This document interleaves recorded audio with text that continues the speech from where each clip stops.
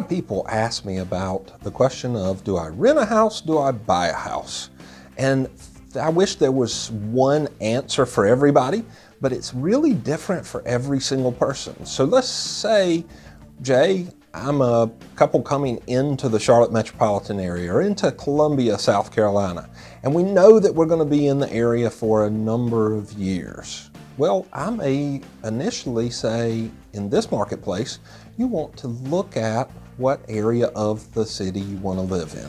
Because take Columbia, for instance, their Lexington County area is very different than the Shandon area of Columbia. Also, when you look at just our area of the greater Charlotte region, you may want to choose to live in Rock Hill because Fort Mill is now an average purchase price for new construction over $400,000, so it may be out of your budget. But each one of those decisions is going to cost you more in time, commuting time. So it may be good that you look at, well, I'm going to be working in downtown Charlotte. I want to rent for a period of time to see what area that I want to live in. Also, if you don't know how long you're going to be in an area, if you're limited as far as your time, you have a 1-year assignment at a company, then you're probably not going to want to buy in that marketplace because you won't have enough appreciation and benefit from owning that house in a year to be able to offset the cost of selling the house after the 12-month period. Plus, you don't get a tax benefit if you've only stayed there 1 year. You only get that tax benefit if you've been there 2 out of the last 5 years, where you can not pay any taxes on capital gains. Now, the reasons for purchasing a house, they're pretty simple. One is you take better care of things that you own than things that you're just borrowing. So we usually find that somebody that lives in a house that they own will not put off deferred maintenance. They will take care of, if a wall needs to be painted, they'll go out and buy the paint and actually do it. They take better care of the appliances. They look out after cleaning the gutters, making sure the roof is cleaned off, and taking care of that yard.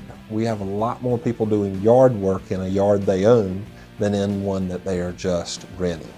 Now, the other benefits can be tax benefits. There can be the ability to deduct the mortgage interest that you pay on your first mortgage.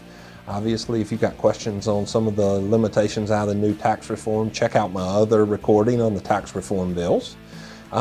You also have the ability to deduct your state and local taxes. You have the offset that you may have in other parts of the tax law that allow you to take those benefits.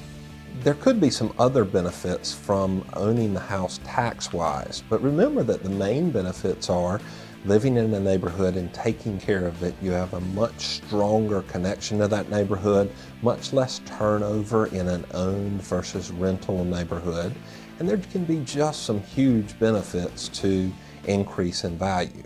Now, that increase in value can be very important to you, because if you're going to live in a neighborhood for 5 years and you are a renter, then you are making the mortgage payment for the person owning it. You're paying the taxes, paying the insurance, all those different things for the person that owns that house. Now, that can be great. You don't have the burden of taking care of repairs when they occur, as long as you didn't, create them. But you also don't get the benefit of appreciation in it. In our marketplaces right now in South Carolina, we are seeing tremendous appreciation year over year. So the owner of that house is getting that benefit of appreciation. In a normal year, it's about 2.5%. But in the last couple of years, in a lot of areas, we've seen 6, 7, 8% appreciation. And really, the tenant doesn't get the opportunity to take advantage of that. So real estate is one of the few hedges against inflation if you are going to buy into this marketplace. In other words, even today, if I buy at a high point in the market a $200,000 house, and I live there for 10 years, I'm still making my payments based on that purchase of a $200,000 house, even if the house appreciates to, say, $250,000.